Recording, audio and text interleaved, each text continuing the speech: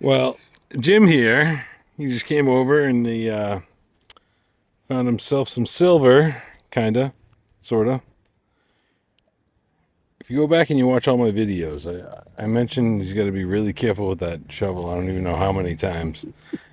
And this is why I say it.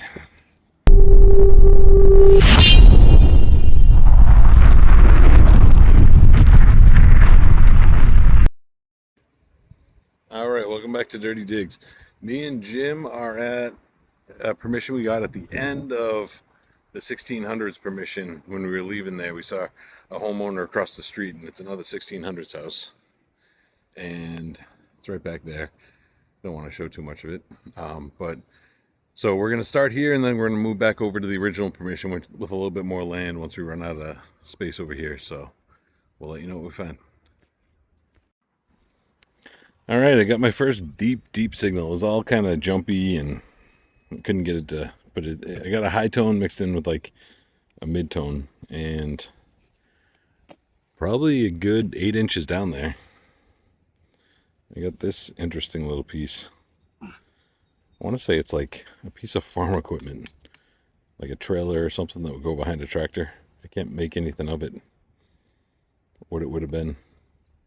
It's pretty cool. Definitely old. Look at those wheels. And they're all there, which is amazing. All right, it's got a really deep, big sounding, like 92 to 95. And it was probably about 6 inches down, probably. And I got this plate right here. Automobile Protection Service League. And this would be a plate that would go, as far as I understand about this one, Jim found one a while back. This is kind of like one of the organizations that led into AAA or something along those lines. And this is a plate that would go like on the dash of the car if you were part of the league or something. Very cool. All right, Jim just came up to me and he found himself a little ring.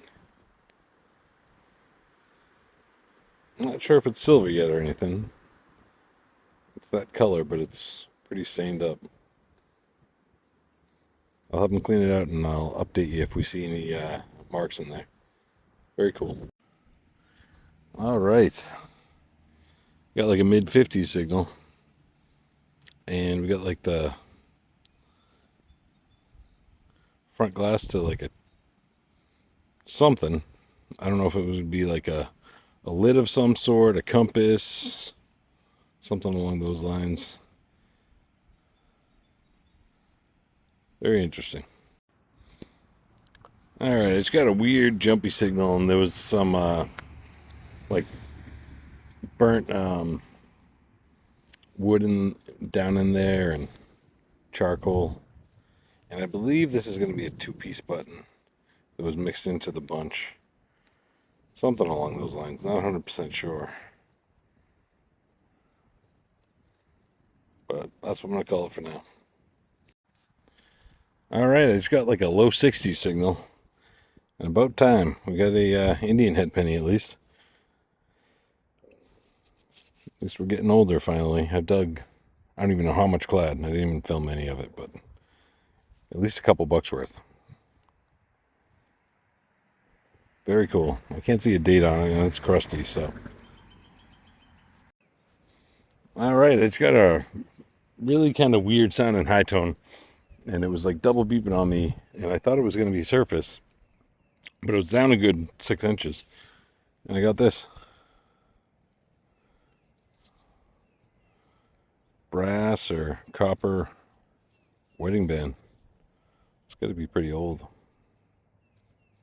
Nice and thick, but still small. Like, barely even goes over the tip of my finger.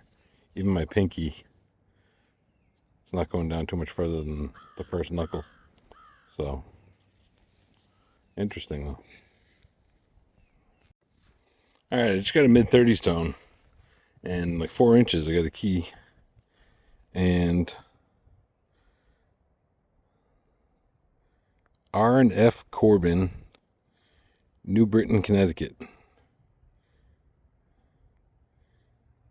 And then it says Harvard up at the top. So that's pretty cool. A little bit older Vicky, nothing crazy old, but nice. Alright, just got a mid-tone, a mid-70s tone. And I got another 2-piece. This one I can definitely say for sure is a 2-piece.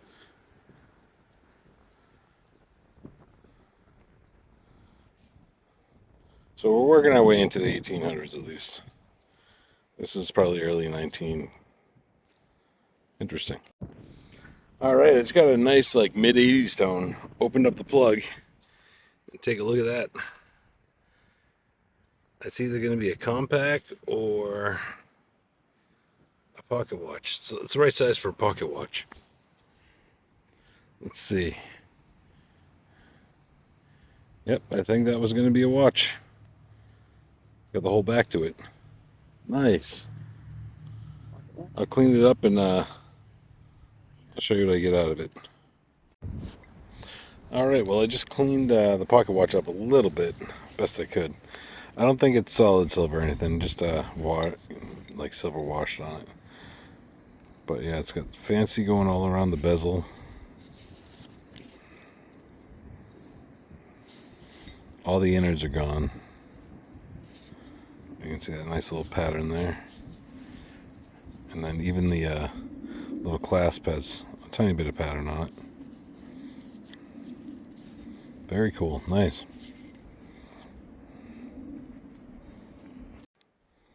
Well, Jim just came up. He's got a couple things to show me. He always finds random cool stuff like this.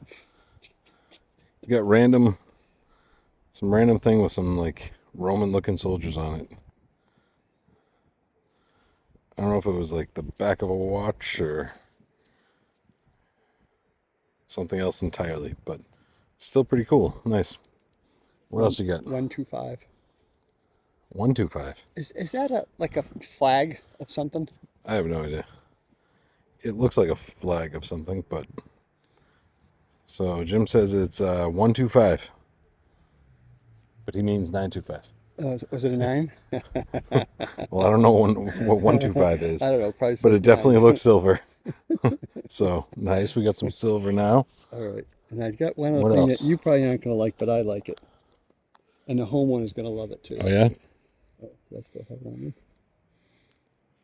Are you going to bring out the hub? The hub? Yeah. I don't know. Is that the hub? No. It has decoration on it somewhere. Right there's a little flower. See that flower? Yeah. Maybe the top of a not so old oil lamp. Yeah, I was kind of thinking that too. Maybe. That's pretty cool though. Each little screw has a flower on the top of it. Nice. Yep, thanks.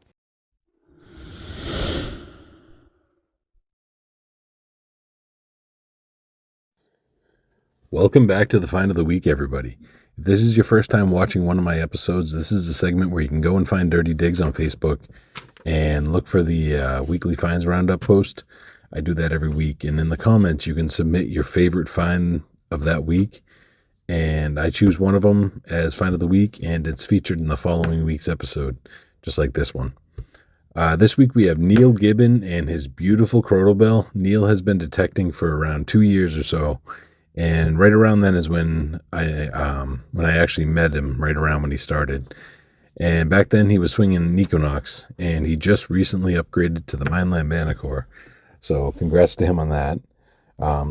When he found this crotal bell, he was on a farm up in central New Hampshire detecting a large farm field when he got a nice deep high tone. And after digging the plug and searching for a bit, he saw the crotal bell at the bottom of the hole. And this was his very first fully intact crotal bell. So congrats on that one, Neil. And now back to the second part of the hunt where Jim and I go back to the 1600's home where we were at last week. And you should see what else we find. All right, this is just a little update video. We're about to head over and go back to that 1600's house that we were at last time. And most of this stuff is getting shown to all of this is getting shown to the owner today. So Jim did a little bit of cleaning up on a lot of the stuff. Like this, for instance. When you guys saw this, it was all black, basically.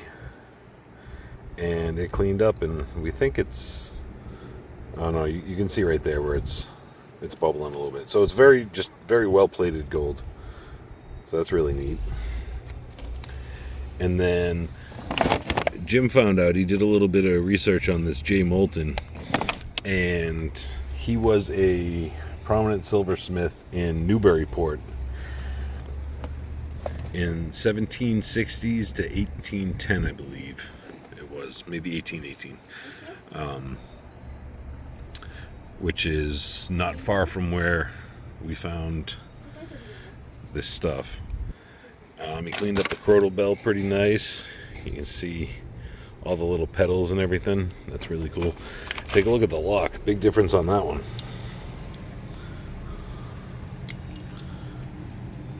Very nice. And he did a good job with a lot of this. He cleaned up that rosette that he found there. And that's the KG2 that I found when we were there. That came out really nice too. A couple of Indian heads.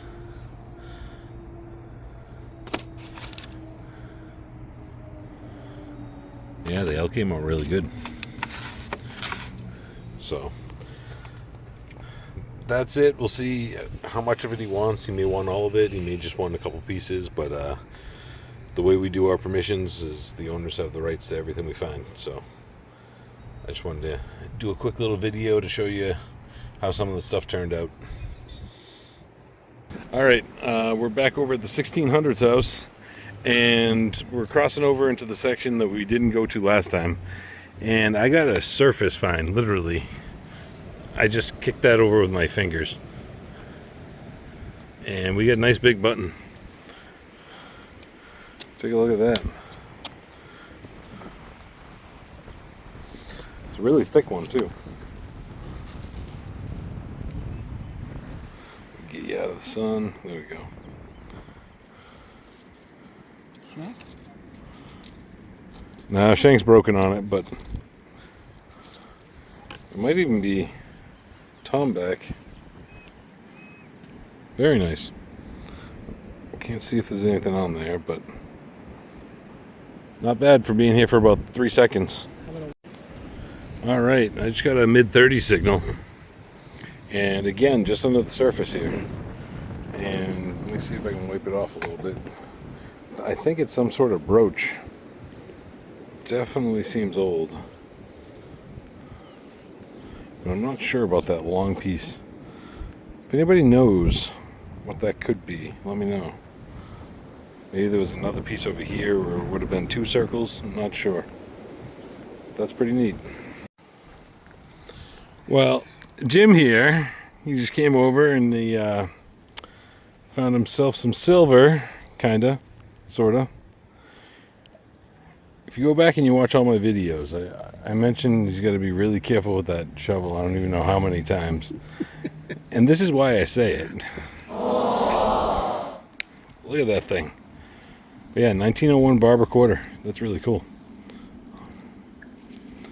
Yeah, I have no idea if Jim really did that, but it looks like it's fresh. And we got to blame him anyway. Yeah, we're going to blame him anyway.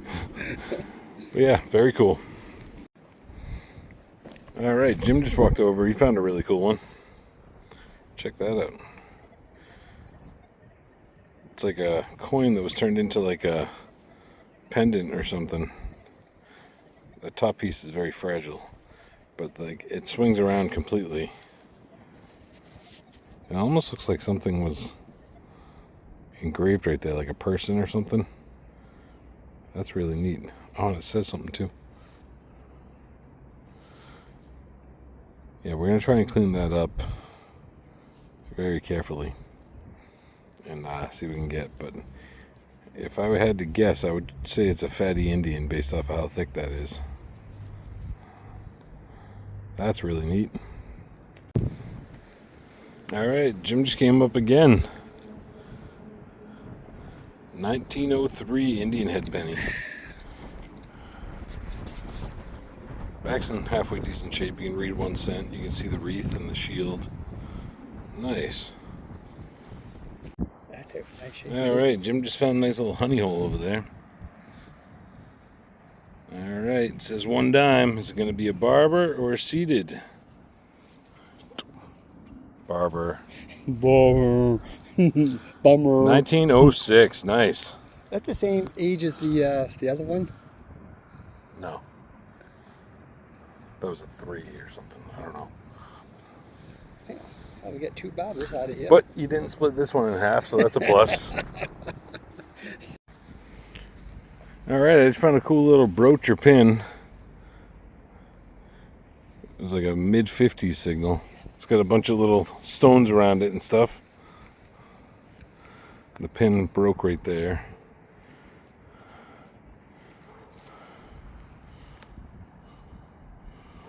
Very cool. All right, I just got this signal.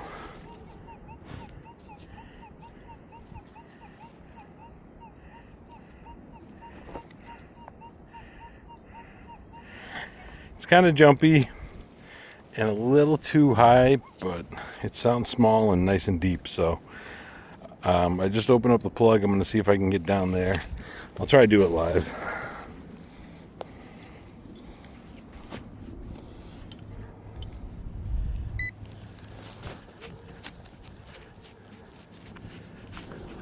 It's too deep right now, so all right, I'm gonna need 2 hands, so I'll turn you back on once I can actually get it with the pinpointer. All right, I just got it out of I just popped it out of the sidewall. It was like I was off by quite a bit, but it is right down here. I haven't even picked it up yet. Nice. We're gonna have a copper. I think I can already tell we get a matron. All right, I'm gonna clean it up and turn you right back on. Right? All right, I just cleaned it up a bit. Let's see if, there you go. So it's enough to see that it's an 1816 matron. This side is very discolored, but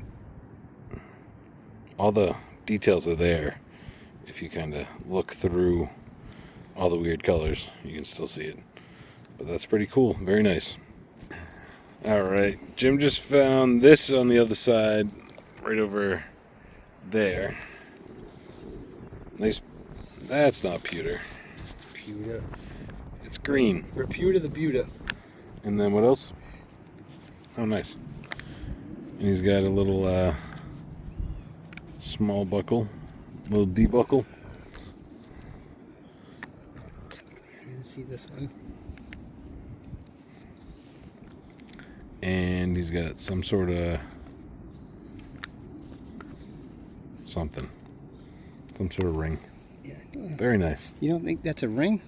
I said some sort of ring. All right, it's got a deep 30 stone, and I'm gonna say it's like an escutcheon piece, probably, most likely. It's got the square hole in the middle. Pretty cool. And Jim's walking over. What did he find? Oh, Jim's got a largie too.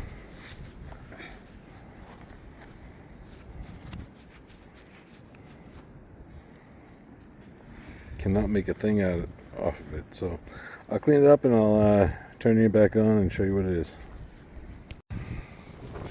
All right, I tried messing around with it, but that stuff is like cement on the back there, or the front, and that's like already starting to crust up. So if Jim gets it clean at home, I'll have him send me a picture, and that way I can put it in the video. But it's pretty thick too. But yeah, so we each get a copper. Nice. All right, literally less than an inch below the surface, I got a mid-30 signal, and I got a nice flat button. You can see some of the back mark, so it's at least 1830s, give or take, probably. And the front's all worn out, so not bad.